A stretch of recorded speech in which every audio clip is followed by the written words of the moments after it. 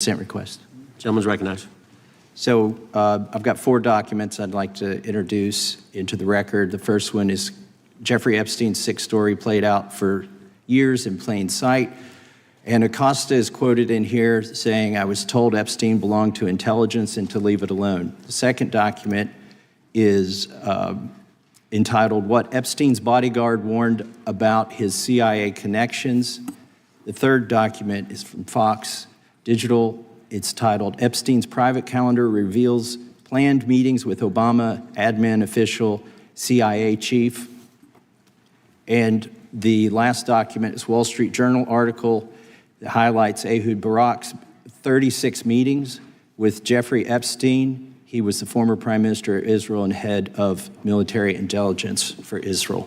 It may have held that title when he met Epstein, and then, yes. Without objection, the gentleman will hold for a second. The gentleman from Maryland is recognized. Thank you, Mr. Chairman. Just one UC request. This is Judge Engelmeyer's decision from August in U.S. versus Epstein, stating the government's 100,000 pages of Epstein files dwarfs the 70-odd pages of Epstein grand jury materials.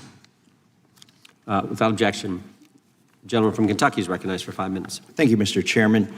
Director Patel, I watched some of your Senate hearing yesterday when Senator Kennedy asked you, "You've seen most of the files. Who, if anyone, did Epstein traffic these women to besides himself?" You replied, according to the transcript, "There is no credible information that he trafficked them to anyone else." You also said somewhere in the hearing and here today that the problem is that the case files are constrained by limited search warrants from 2006 to 2007, and that the non-prosecution agreement hamstrung future investigations. Those constraints only apply to Southern District of Florida. They do not apply to Southern District of New York, the location of the 2019 sex trafficking indictment, which produced many things, including a series of FD 302 documents.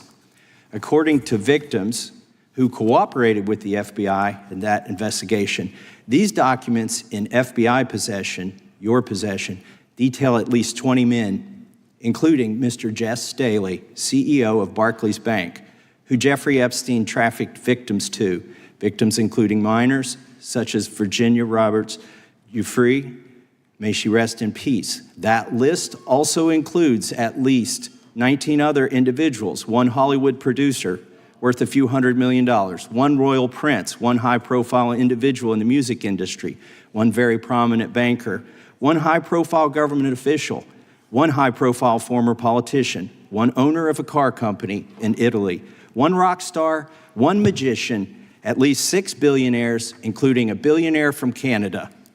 We know these people exist in the FBI files, the files that you control. I don't know exactly who they are, but the FBI does. Have you launched any investigations into any of these people, and have you seen these 302 documents?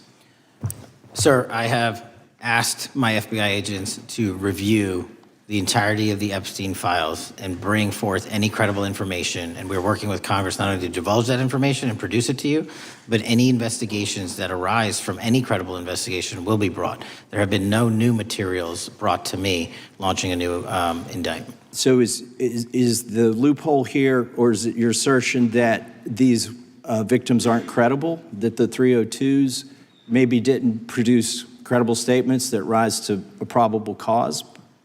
It's not my assertion, sir. It's the assertion of 2 different United States attorneys' offices from 3 separate administrations who investigated those same materials in lifetime. Are the 302 documents in the FBI's possession?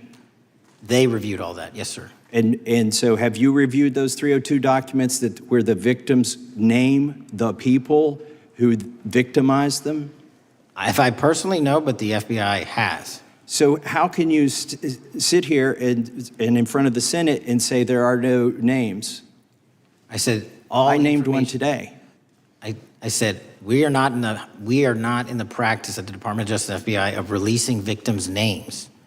That is not what we do. We are also not in the habit of releasing incredible information. That's not what we do. But multiple authorities have looked at the entirety of what we have. Okay, I got to move on here. Were you present when the AG had the White House event when she released the binders to the social media influencers? I was, yes.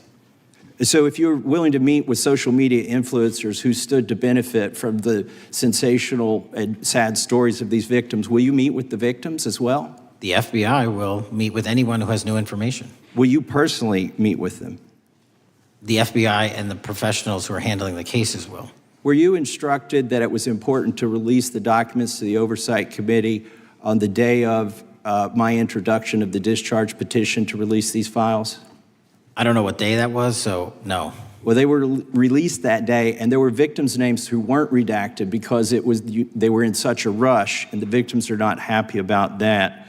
Have you investigated any of the CIA connections? Have you seen the CIA file on Jeffrey Epstein? And if you wanted to see it, would they show it to you?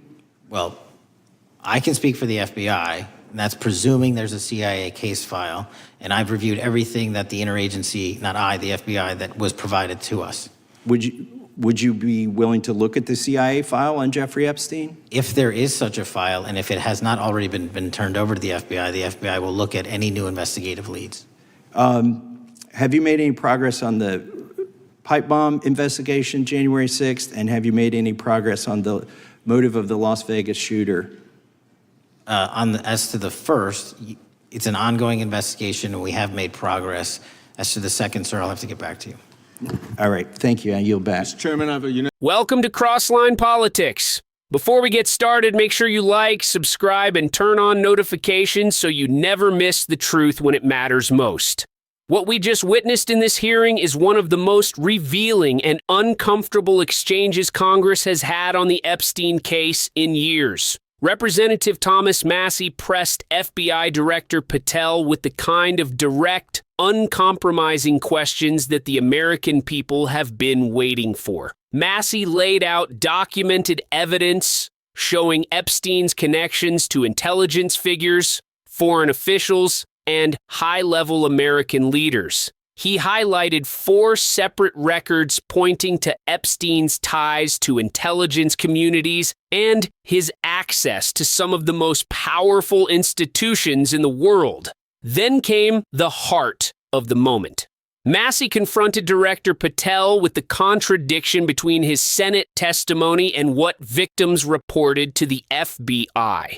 According to victims and FD 302 documents in the FBI's possession, at least 20 high-profile men were named as individuals Epstein trafficked girls to, including billionaires, a royal, a major banker, a Hollywood producer, and others.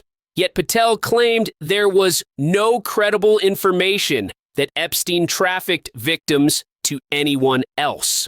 Massie called out that discrepancy immediately, asking why the director could make such a claim if he had not personally reviewed the documents. Massie also challenged Patel about the rushed release of files containing unredacted victim names, a serious mistake that left victims angry and exposed. He pushed him on whether the FBI ever investigated possible CIA links, whether Patel had seen any CIA files on Epstein, and why the FBI seems willing to meet with social media influencers, but not with the victims themselves. Every question cut through political theatrics and forced accountability onto an institution that has dodged it for years. As a patriot, it is clear that Massie is standing where every American who believes in transparency and justice should stand. No matter how wealthy, powerful, or well-connected the individuals named in those documents may be, the public deserves the truth. Justice should never bend to influence intelligence ties or political convenience. Massie's insistence on clarity is not partisan. It is patriotic. It is necessary. This hearing is a reminder that the real battle is not left versus right. It is truth versus protection of the powerful. And in that fight, Massie is doing what Congress should have done long ago. If you want to keep following investigations that matter to the future of this country, make sure you like and subscribe to Crossline Politics. We will keep breaking down the stories others won't touch.